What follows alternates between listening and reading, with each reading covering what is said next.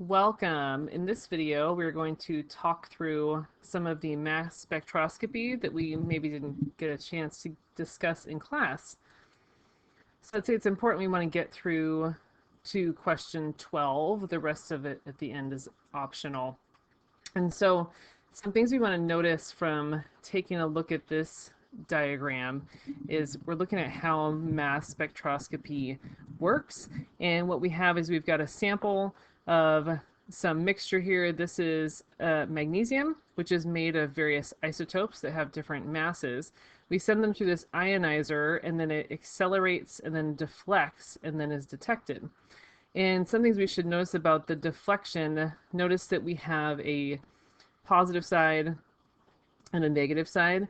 Notice that all the particles are bending towards the negative, so that is evidence that we are making positive ions here. So they're bending away from the positive charge and towards the negative charge because opposites attract, but they bend at varying amounts, and that's going to depend upon the mass. So notice that the 24 bends the most, the 26 bends the least, and the 25 is in the middle.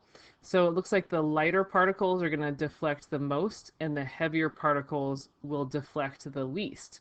And then down here we have a detector that's going to allow us to, after the sample has been separated, this detector will see how many particles basically are hitting it, and it will generate a graph like this. And that's our goal, is to be able to interpret what's going on with graphs like this.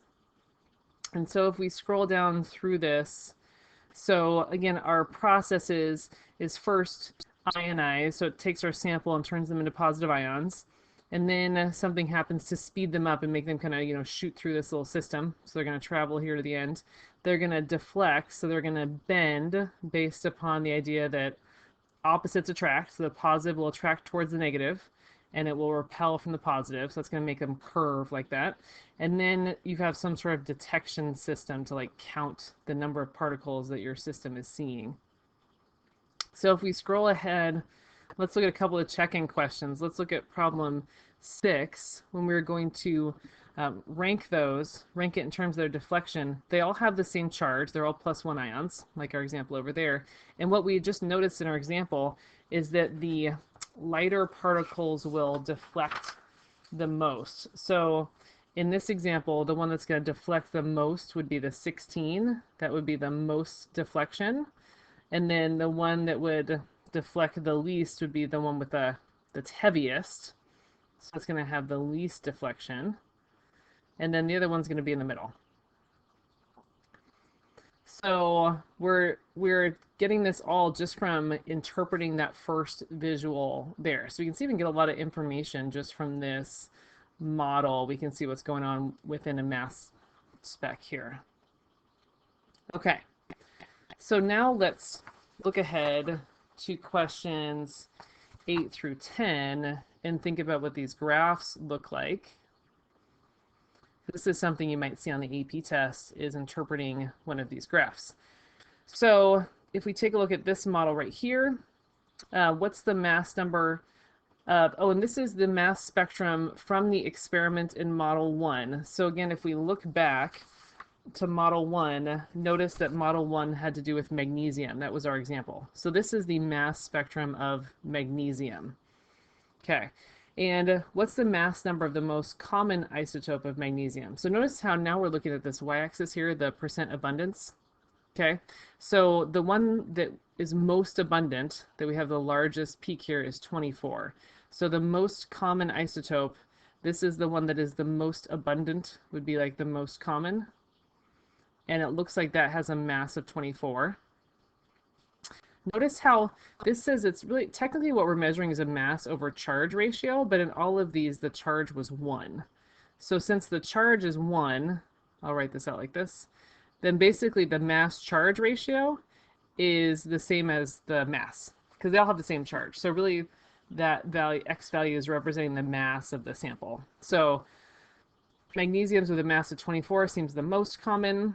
What is the percent abundance? So we just kind of want to use our graph here and just kind of read our y-axes. And it looks like, based on this, each line represents 10%. So it looks like this is hitting at around 80%. So we're just reading that from our graph. And then calculate the average atomic mass. So when we find an average, we might be used to saying, oh, to average three numbers, I'm just going to add them up, 24 plus 25 plus 26 and divide it by 3. But notice it gives us a hint there. That's not going to work. That's because these three numbers are not present in equal amounts. We can see here that our sample is mainly with a mass of 24 and only a little bit of have a mass of 25 and 26. Let's actually estimate that value right here. So it's about 80% 24, and then it looks like these are both around 10%. So we'd expect the average mass of our sample to be close to 24 because most of the, 80% of the particles have a mass of 24. So the way that we find an average mass is by doing a weighted mass. And the way that that would work is you would take these percentages and convert them into decimals. So we'd say 80% of your sample weighs 24. So I would say, okay, 0.8 times 24. And then 10% of the sample has a mass of 25. And then another 10% of the sample has a mass of 26. And a connection back to regular chemistry, you may have done a lab where you looked at isotopes of henium. So you probably looked at isotopes in regular chemistry and maybe had a formula to calculate the average atomic mass. So that's what we're doing here. We're just getting this from graphical data.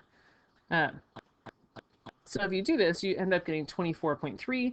And if you look at the periodic table, you'll notice that the average atomic mass of magnesium is 24.3. And that's because most magnesium particles have a mass of 24. Some of them are heavier, so some weigh 25 and some weigh 26. So on average, the mass is around 24.3. And let's look at number 10. That is another key question over here.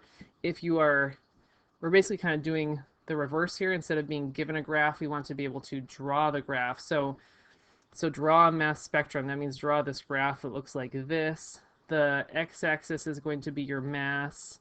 The y-axis is going to be your percent abundance.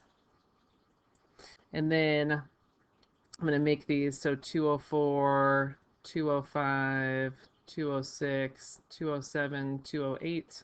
Sorry, it's a little bit messy. And it looks like your 204 is a very small percentage. There's none at 205. And if I get, maybe I'll even erase that there. Okay, so nothing is 205. And then 206 and 207 are pretty similar. I'm going to draw them being around maybe right here. 205, sorry, 206 and 207 are pretty similar. And then 208 should be about twice as tall there. So it looks like based on my scale, this is, around 50. I didn't do a great job of drawing this to scale, but we get the idea. Okay. So we want to be able to interpret these graphs, either given a graph, interpret it, or possibly identify which graph or draw a graph that would fit with a certain set of information. Okay. So those are the main ones that I wanted to go through on here as well. So let me know if you have any follow-up questions that I can help you out with, and thanks for watching.